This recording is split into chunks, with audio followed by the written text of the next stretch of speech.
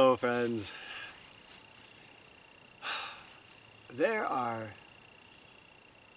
times, well, okay, I mean, what we're talking about here is our unruly mind, okay? Oh, we've all got one of those. And there are these times that we all experience when that unruly mind is taking us down some roads we don't want to go down. And, you know, I'm thinking of various of the forest monks I've been able to work with who really wrestle with this. I'm sitting here, my day's going well, and my mind starts to think about something. And it starts to get anxious, or it starts to get a little pissed. You know, it starts to think about that thing yesterday that somebody said. And it starts to go down a road, and pretty soon I'm far away from that initial thought, and I am down into Storytelling land, right? Yeah. You've already got the scenario totally planned, right? You're going to say this to them, and they're going to say that back to you. Well, then you're going to do this, and then that's going to happen. And, you know, pretty soon you have like a fence up between your yards and whatever it might be, right? You've got the whole story, which moments before, you were doing fine. Yeah. And so this is something that is basic to the human condition, is that mind's tendency to run off and tell stories. So you're telling me it's normal? Telling you that it is normal. Okay. I'm also saying that we can train ourselves out of it. Oh, that's good news. And we can come to a place where our mind is not doing this all the time. It's not easy, but what we're going to give you today is a technique called touchstones, which can make a huge difference. So what's a touchstone? Well, a touchstone is something that you choose for yourself, and something that has meaning, and something that is a signal to that runaway mind that it needs to come back. And so it's basically an awareness. When you have that touchstone, you are saying, oh, I notice I am going down the road, or I'm back in this pattern again. I am going to get mad, I'm going to have anxiety, I am trying to control something. It's whatever thing it might be. You could use it for numerous different things. But that touchstone is, oh, I notice I'm doing it, and I come back to my touchstone, and my touchstone could be a phrase. It could be, give some examples. I mean, there's a lot. Yeah, we have to choose something and just try this as your touchstone for a while. And so it could be a happy song for you. It could be, you know, if you have God in your life, it could be a state of bhakti or love for God. It could be a state of love for a person. It could be a little saying, a poem by Thoreau or somebody that inspires you. You know, a little quote. Right. For some people, it helps just to have something sensory.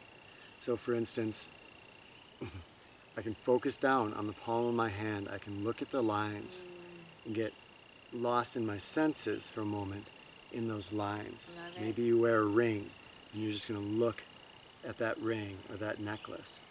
And whatever your touchstone is, the practice here is that, as you said, whenever you notice that your mind is running away with you, it's starting to take you for a ride. And if you notice that, you come back to your touchstone. And the power of this is that instead of, oh, I'm down here, I'm being taken for a ride again, my mind's doing that thing and it's taking me off into la la land. Instead of thinking, what do I do now? How do I deal with this? Right. And you kind of just lost. We're saying, oh gosh, I'm doing it again. I'm so awful, right? It's like a whole different road we're going down. That double self-punishment. It's simple. With that, the touchstone. Yeah. Yeah. It's simple because your mind has a direct place. You've already pre-decided this. Right. No decision making. Right. Because when our mind is being taken for a ride, notice, and you can verify this for yourself, your mind is going to be saying, this is the most important thing in the world. Pay attention to me. Right. Pay attention to me. That wall, there's nothing else. between the neighbor, the fence, this is The only important and you're thing gonna have to in the make world. them pay for it. So how am I going to do that? Oh, yeah. It's the mind cannot make decisions, good decisions, when it's already coursing down one way. And that's why we have to have that touchstone. You're in a state of confusion. You're in a state of vulnerability. If your mind is taking you for a ride, you're already almost out for the count. You've been hit double, triple. You're reeling. You're almost down. You have to have that one thing that you can come back to, which is just, boom, I'm on my feet into my fighting stance. And here it is. I'm on my mind, right to my touchstone. Right, it's like a little ray of sunshine in the middle of the storm, and you can stop looking at everything that's swirling around, and the one ray of sunshine is just coming down, and you have that, and you can play around and see, but decide on something and stick with it. And then here's the thing that I've learned from doing this: you might have to do this 100 times a day. Yeah. Okay. Especially at first. It takes training. But eventually, it becomes almost automatic. I notice for me, sometimes I find myself using my touchstone, and there I am. I'm like, oh, I'm using my touchstone. And it's almost as though I used my touchstone without awareness. My brain went down a road, and then I came back and used my touchstone, and then I noticed, oh, I've used my touchstone. I don't even necessarily remember why I might have used my touchstone, because here I am, just happily going through it, and it's wonderful. Whatever it is, make sure it has a really nice feeling to you, a really good sense, and a good positive connotation, positive energy for you, so that you love to use it. Because what eventually happens, at least I found this for myself, at first I thought, oh gosh, I have to do the touchstone thing, just one more thing, right? And then I said, okay, I'm going to try it, and I really liked it. I love my touchstone, and I love it so much that when I notice I'm going down the road, I'm like, whoa, I'm going down the road. I get to use my touchstone. I can't wait, because I love my touchstone. It makes me feel so good. And so eventually, maybe this will happen for you, you start to be excited that you get to use your touchstone. It's really unexpected. That was beautiful, because that sums up this whole quest for more mindfulness, for starting to, however you want to look at it, disciplining our mind, or getting our mind to not be off in monkey land, not running off on its own and taking us for a ride. At first, it takes training. It's tough, because our mind has well-worn grooves, and it wants to follow those grooves over and over. But if we can start to see, if I'm in a groove, that's a good thing, because I've noticed I'm in a groove, and I can hop out of it. Right? And I can go to that touchstone. And trust me, if something is so important that you really need to think about it, you're going to come back to it, right?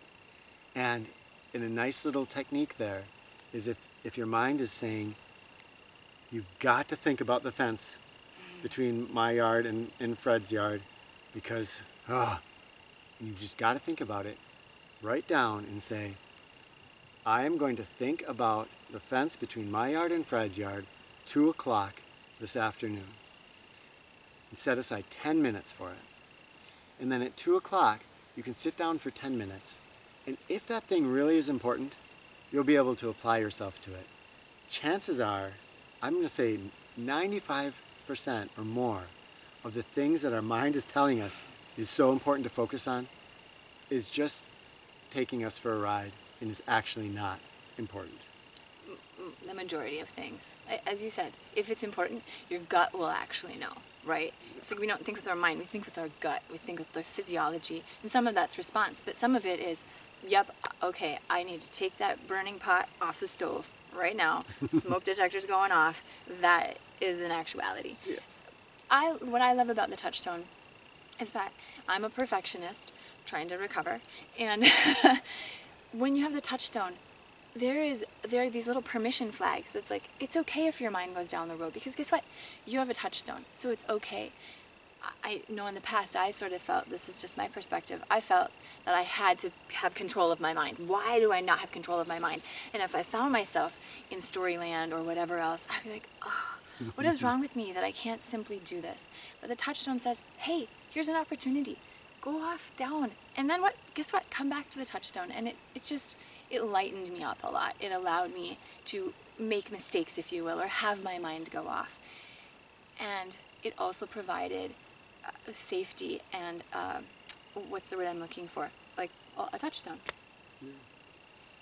After that initial hard training, you're going to start making grooves over to your touchstone, right?